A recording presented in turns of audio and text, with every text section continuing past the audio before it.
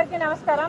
ఈరోజు దేశవ్యాప్తంగా ప్రతి రాష్ట్రంలో కూడా ఉగ్రవాదానికి వ్యతిరేకంగా పెహల్గాం లో ఉగ్రవాదానికి బలైపోయిన వాళ్ళందరికీ నివాళులు అర్పించడానికి ఏఐసిసి ఆదేశాల మేరకు ప్రతి రాష్ట్రంలో ఈరోజు క్యాండిల్ ర్యాలీలు ఆర్గనైజ్ చేయడం జరిగింది.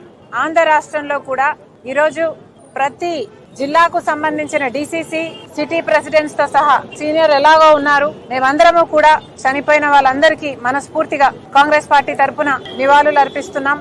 మరి ముఖ్యంగా ఆంధ్ర రాష్ట్రానికి సంబంధించి ఇద్దరు ఆ కాల్పుల్లో ఉగ్రవాదానికి బలైపోయారు. వారిలో ఒకరిని విశాఖపట్నంలో నిన్న నేను చూడడం జరిగింది. ఆ కుటుంబాన్ని పరామర్శించడం జరిగింది. చంద్రమౌళి గారు ఆయననైతే ముఖం మీద తుపాకీ పెట్టి కాల్చడం జరిగింది. ఆయన భార్యని కలిస్తే మేమేం పాపం చేశామమ్మా, మాకెందుకు ఇలా జరిగింది అని చాలా బాధపడింది. తనొక్కటే కాదు, చనిపోయిన వాళ్ళందరూ కుటుంబాలు కూడా సైట్ సీయింగ్ కోసం అని వెళ్లిన వాళ్ళు, లేకపోతే పిల్గ్రిమేజ్ కోసం వెళ్లిన వాళ్ళు, అలా టూరిస్టులుగా పిల్గ్రిమ్స్ గా ఏ ఆయుధాలు లేకుండా సంతోషంగా వెళ్ళొద్దాము అని ఇంట్లో నుంచి బయలుదేరిన వాళ్ళు హఠాత్తుగా ఇంత ఘోరంగా, ఇంత బ్రూటల్ గా చాలా మందికి హెడ్ మీద కాల్చారు. ఇంత భయంకరంగా చనిపోయేసరికి ఏ ఒక్క కుటుంబం కూడా భరించలేకుండా ఉంది.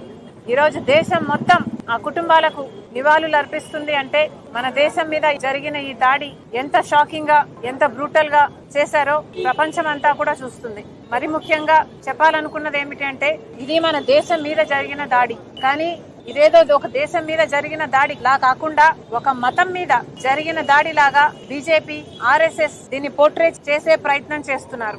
ఇది చాలా దురదృష్టకరం. చనిపోయిన వారిలో చాలా మటుకు హిందువులు ఉన్నా కూడా గుర్తు పెట్టుకోవాలి, ఒక ముస్లిం కూడా ఉన్నాడు. ఆ చనిపోతున్న హిందువులను కాపాడే క్రమంలో ఆ ముస్లిం ని కాల్చడం జరిగింది. ఇది ఒక మతం మీద జరిగిన దాడి కాదు, ఇది భారతదేశం మీద జరిగిన దాడి. కానీ బీజేపీకి సంబంధించిన మీడియా అయినా, సోషల్ మీడియా అయినా ఇది ఒక మతం మీద జరిగిన దాడి లాగా సృష్టిస్తుంది. ఇది చాలా దురదృష్టకరం. మళ్ళీ కాంగ్రెస్ పార్టీ అష్యూరెన్స్ ఇస్తుంది, ఉగ్రవాదం మీద పోరు జరగాల్సిందే. భారతదేశం ఉగ్రవాదం తొక్కడానికి ఎంత స్ట్రిక్ట్ గా అనుసరించాలనో అంత స్ట్రిక్ట్ గా చేయాల్సిన అవసరం ఉంది. ఇది మళ్ళీ జరగడానికి వీల్లేదు.